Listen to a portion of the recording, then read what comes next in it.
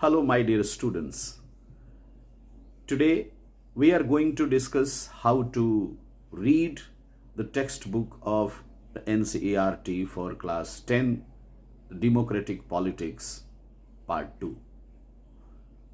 इसके चैप्टर्स को हम कैसे पढ़ें, कैसे रीड करें, कैसे उनको आसानी से और अच्छे से समझ पाएं, कैसे उनकी प्रैक्टिस करें तो हमारा परफॉर्मेंस बेटर होगा, हमारी अंडरस्टैंडिंग बेटर होगी, हमारा स्कोर बेटर होगा और हमारा नॉलेज पहले से ज़्यादा एनरीच होगा, समृद्ध होगा।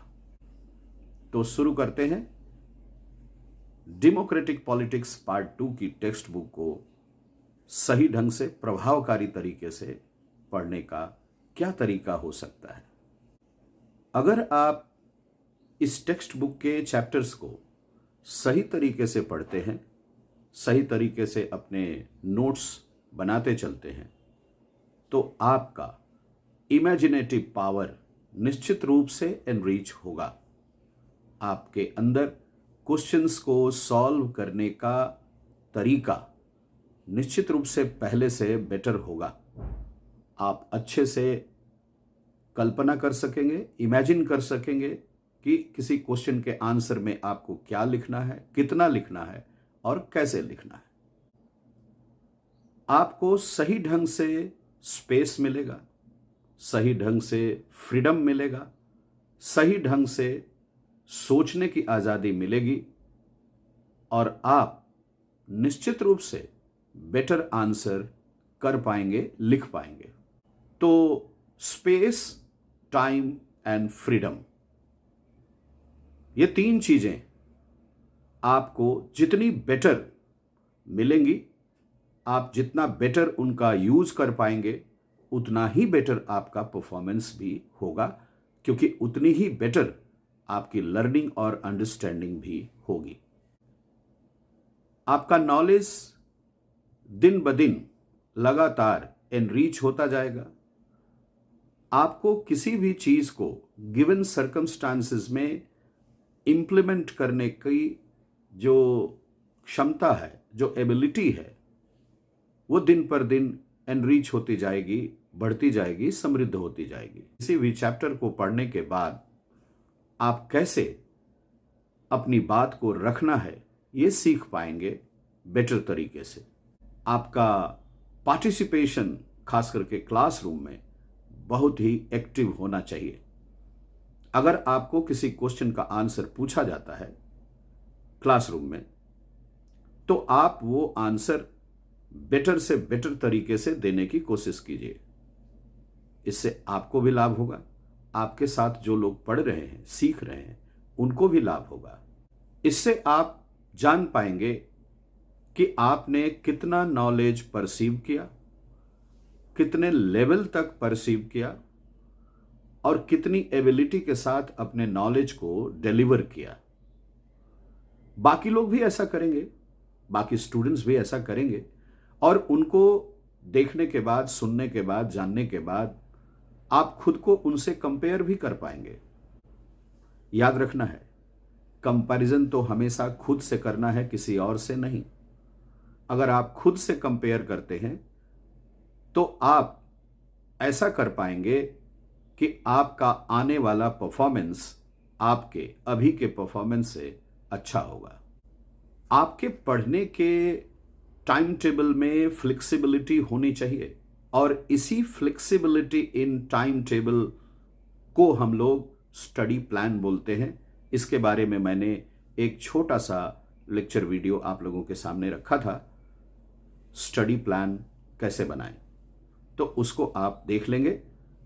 आपका डाउट उसके विषय में जो भी होगा वो क्लियर हो जाएगा। फिर से बोल रहा हूं, टाइम टेबल को जितना फ्लेक्सिबल रखना है रखिए और इसी को कहेंगे स्टडी प्लान। किस दिन कौन सा चैप्टर आपको क्लियर कर लेना है, उस दिन उसे क्लियर कर लेना है। उसको क्लियर करने के लिए कोई टाइम निर्धारित मत कीजिए कि सुबह 6 से 7 करेंगे या शाम को 7 से 8 करेंगे। नहीं, जब भी आपको सुविधाजनक टाइम मिल जाए आप उसको कर लीजिए। इसी को बोलेंगे स्टडी प्लान। जो भी आप पढ़ते हैं, सीखते हैं, उसको लिखिए जरूर। लिख करके प्रैक्टिस कीजिए। लिख करके अगर आप प्रैक्टिस कर लेंगे तो आप बिल्कुल आश्वस्त हो जाएंगे, कंफर्म हो जाएंगे, एश्योर्ड हो जाएंगे कि आपको ये कॉन्सेप्ट समझ में आ गया है। इस कॉन्सेप्ट को आपको किसी तरह से पूछा जाए, आप बेटर से बेटर तरीके से डिलीवर कर पाएंगे। जो भी टॉपिक आप सीखते हैं, जो भी टॉपिक पर आप लिखते हैं, अपने दोस्तों के साथ उस पर डिबेट जरूर कीजिए। हो सके तो मन में जो भी डाउट आए उनको अपने टीचर्स के साथ डिस्कस जरूर कीजिए। इससे आपकी वीकनेस रिफ्लेक्ट नहीं होती, आपका एफर्ट, आपका इंटरेस्ट, आपका एंथुजियाज्म, आपकी ईगरनेस, आपकी विलिंगनेस और सबसे बढ़कर आपका थर्स्ट फॉर नॉलेज एक्सप्रेस होता है। तो बेटर ये होगा कि हम अपने को आजादी दें और अपनी सोच को भी आजादी दें। एक बेटर स्टडी प्लान के तहत पढ़ें, सीखें और बेटर से बेटर तरीके से लिखें। डिबेट करें, डिस्कशन करें दोस्तों के साथ, संभव हो तो टीचर्स और पेरेंट्स के साथ भी। ये रहा एनसीईआरटी की text book democratic politics part 2 for class 10 को पढ़ने का तरीके कई हो सकते हैं। मुझे लगता है कि ये तरीका आपके लिए ज़्यादा बेनिफिशियल होगा। वैसे बेनिफिशियल होगा या नहीं होगा, कम होगा या ज़्यादा होगा, ये बहुत कुछ आपके एफर्ट और आपकी एफर्ट की सिंसियरिटी पे भी डिपेंड करेगा। हम किसी थियोरी को एडॉप्ट कर लें लेकिन उस थियोरी को प्रैक्टिस में न लाएं और ये उम्मीद करें कि इसका रिजल्ट बड़ा अच्छा आएगा, तो वो तो बेईमानी है। हमारा कहना है आप योजनाबद्ध तरीके से प्लान्ड मैनर में पढ़िए, सीखिए, लिखिए, डिबेट कीजिए, डिस्कशन कीजिए। सुधार निश्चित रूप से अप्रत्याशित होगा।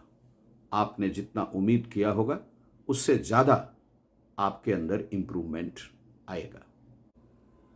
Good luck. हम आपके साथ हैं और बस हमारे लिए यही पर्याप्त है, न इससे कुछ कम, न इससे कुछ ज़्यादा। God bless you all.